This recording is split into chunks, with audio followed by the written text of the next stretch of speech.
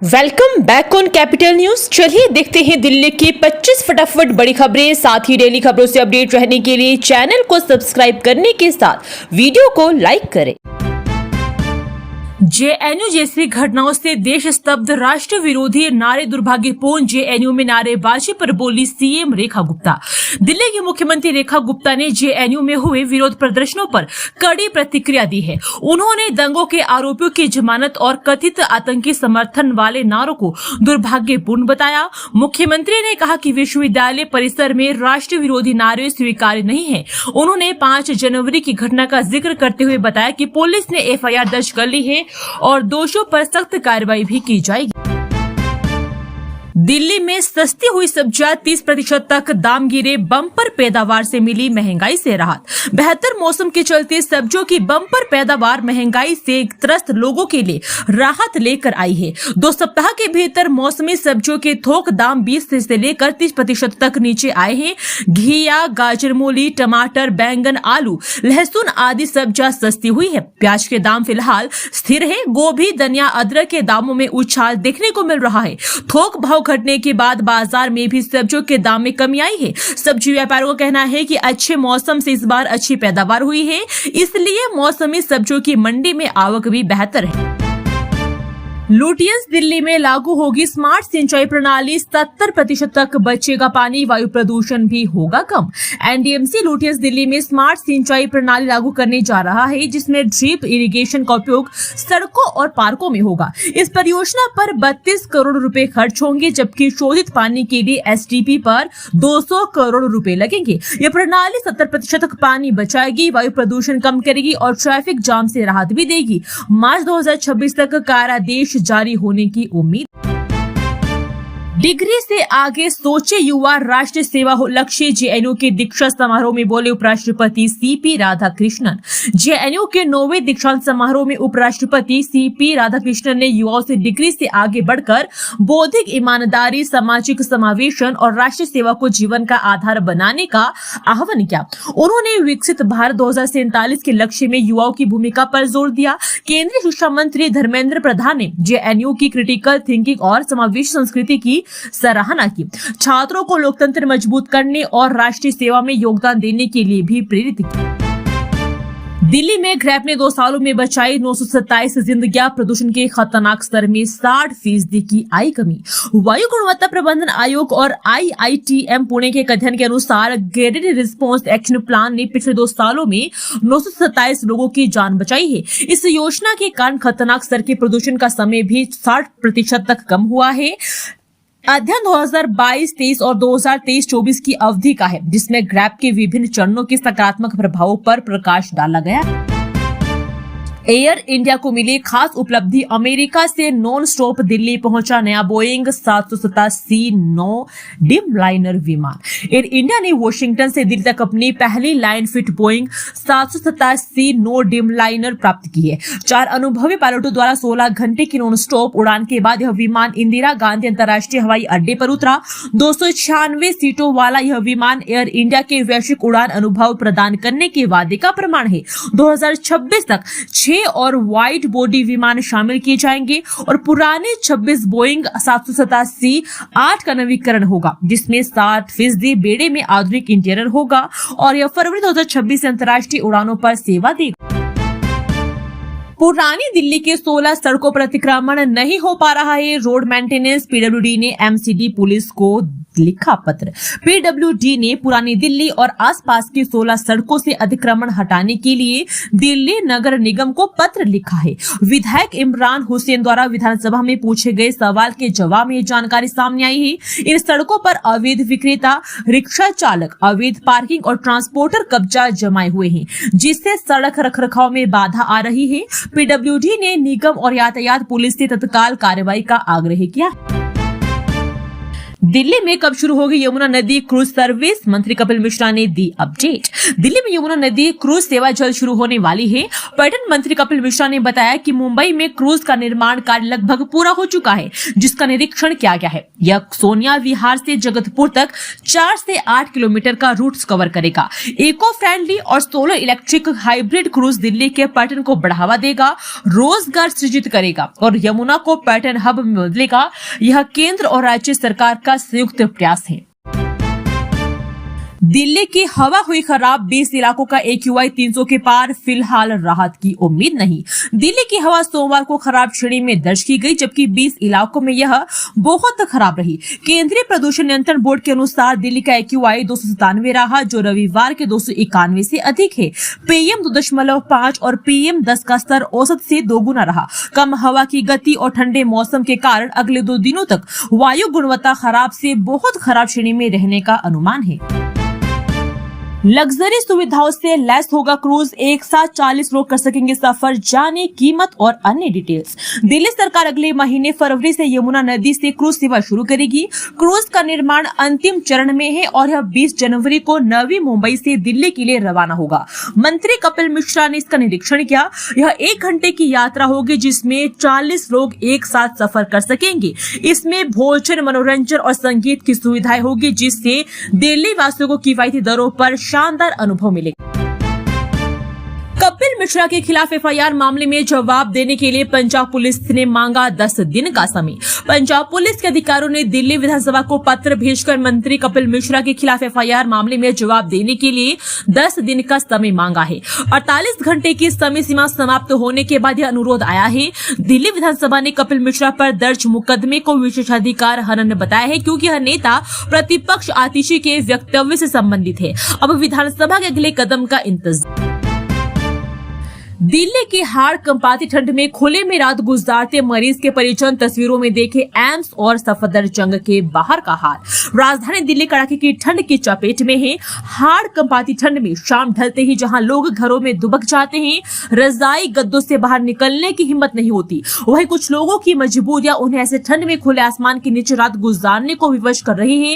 AIIMS का gate हो, सफदरजंग अस्पताल परिसर या फिर एम्स ट्रॉमा सेंटर, दृश्य एक जैसा। किसी का ऑपरेशन तो किसी को जांच ने उलझाया। अपनों की इलाज की आस में रुके लोगों को न एम्स के आश्रय केंद्र की जानकारी और सरकारी रैन बसेरों की मालूमात, इन्हें बताने समझाने वाला कोई भी नहीं।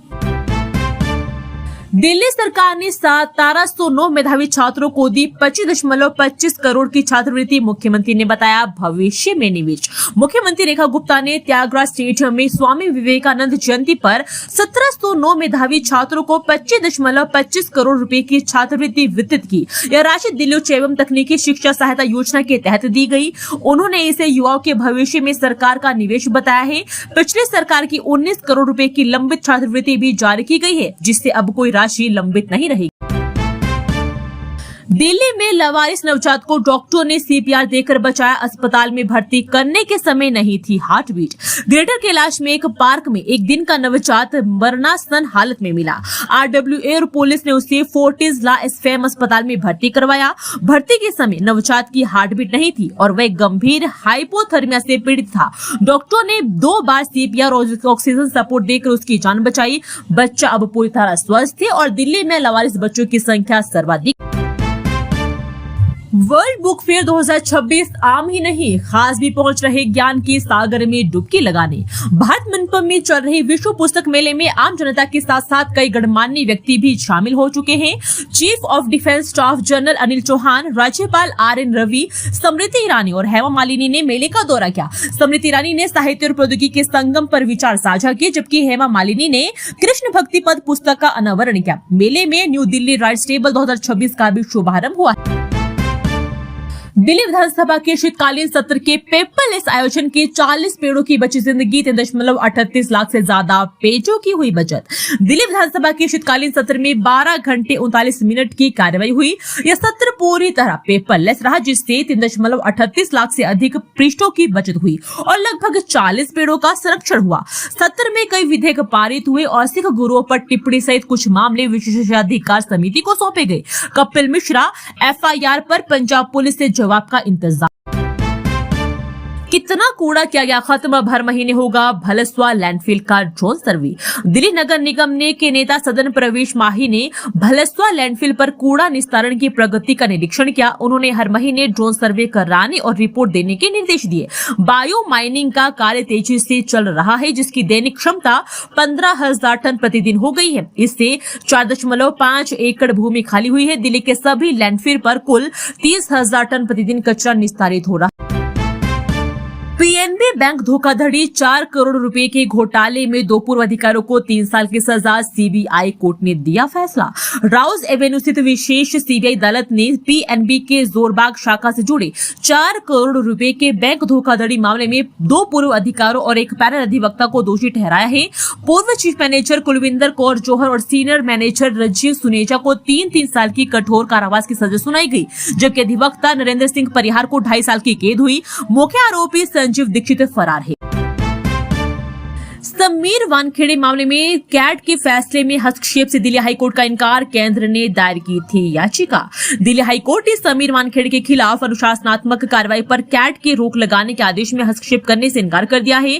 केंद्र सरकार ने इस आदेश को चुनौती दी थी। कोर्ट ने कैट को निर्देश दिया है कि वो मुख्य मामले का फैसला 14 जनवरी या अगले 10 दिनों के भीतर करे। वानखेड़े पर 2021 के कार्डेलिया क्रूज ड्रग्स मामले में आर्यन खान को फंसाने की धमकी देकर 25 करोड़ रुपए मांगने का आरोप। ट्रिपल इंजन की सरकार से फंड की नहीं है कोई कमी, दिल्ली के मेयर राजा इकबाल सिंह का दावा।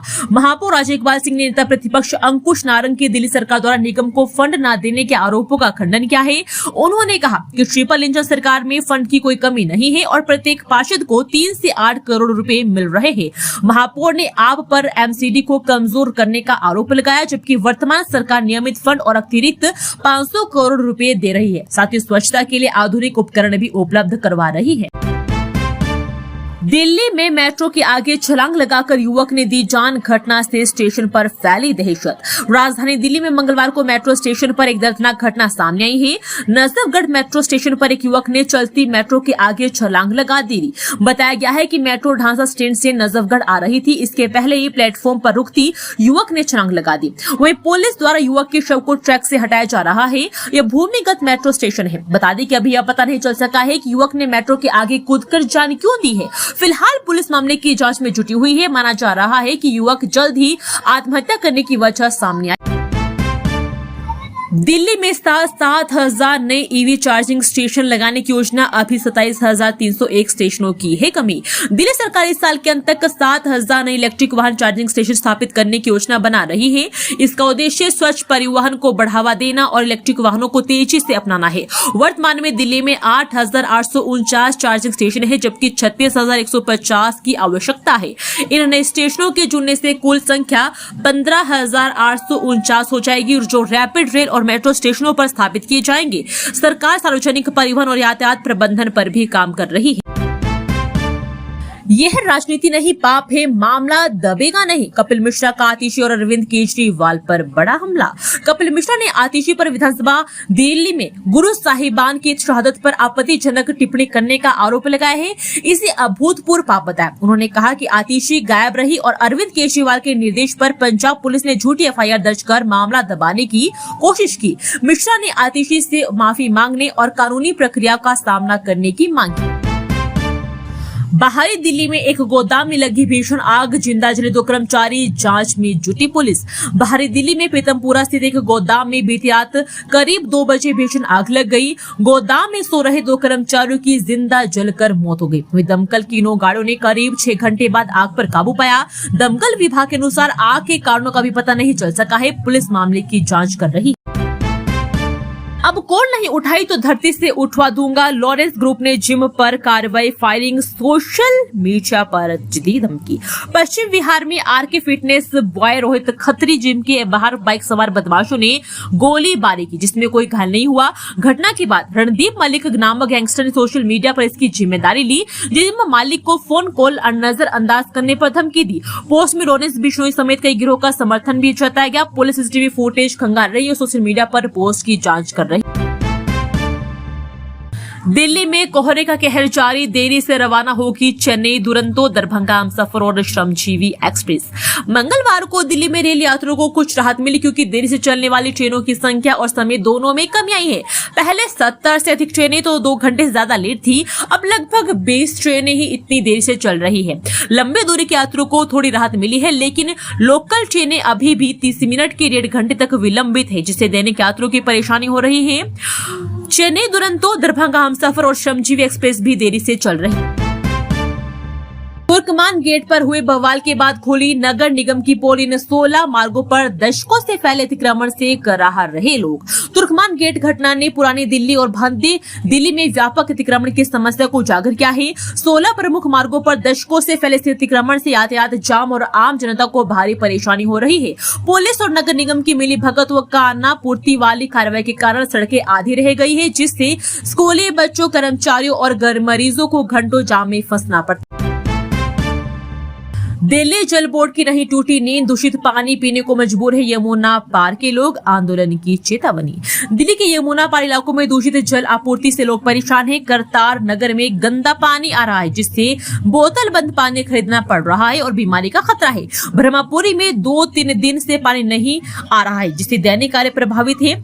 IGL की खुदाई से पाइपलाइन क्षतिग्रस्त होने से कई क्षेत्रों में आपूर्ति बाधित हुई है। निवासियों ने स्वच्छ पानी की मांग की है और आंदोलन की चेतावनी दी। दिल्ली के प्रमुख सड़कों पर वर्षों से अतिक्रमण, भीषण जाम से जूझ रहे हैं लोग। तुर्कमान गेट घटना ने पुरानी दिल्ली और मध्य दिल्ली में अतिक्रमण की गंभीर समस्या को उजागर किया है। 16 प्रमुख मार्गों पर दशकों से अवैध कब्जे के कारण सड़कें आधी से भी कम चौड़ी हो गई है, जिससे वाहन चालकों और पैदल चलने वालों को भारी जाम का सामना करना पड़ रहा है। स्कूली बच्चे, कर्मचारी और मरीज सबसे अधिक प्रभावित है। लोगों का आरोप है कि प्रशासनिक लापरवाही और मिलीभगत से यह समस्या बढ़ रही है। दिल्ली यूनिवर्सिटी के छात्रों के पास जापान में इंटर्नशिप और नौकरी पाने का मौका, यहां करना है अप्लाई। दिल्ली विश्वविद्यालय के छात्रों के लिए अंतर्राष्ट्रीय स्तर पर करियर बनाने का अवसर सामने आया है। डीओ के डीन स्टूडेंट्स वेलफेयर कार्यालय के अंतर्गत सेंट्रल प्लेसमेंट सेल ने इंडिया जापान टैलेंट ब्रिज के साथ साझेदारी की है। यह पहल जापान की अर्थव्यवस्था, व्यापार और उद्योग मंत्रालय के सहयोग से संचालित की जा रही है। इसके तहत डीओ के छात्र टैलेंटी जॉब पोर्टल पर पंजीकरण कर जापान की प्रमुख कंपनियों में इंटर्नशिप और रोजगार के अवसर प्राप्त कर सकते हैं। इंटर्नशिप कार्यक्रम 2 माह का होगा, जिसकी अवधि नई मई से जुलाई 2026 के बीच तय की गई है। चयनित छात्रों को जापान में कार्य करने का अवसर मिलेगा, हालांकि ऑनलाइन और ऑफलाइन दोनों विकल्प उपलब्ध रहेंगे। दोस्तों, वीडियो पसंद आया तो वीडियो को लाइक एवं चैनल को सब्सक्राइब कीजिए और कमेंट करके बताइए कि आप दिल्ली के किस जगह से इस वीडियो को देख रहे हैं। जय हिंद, वंदे मातरम।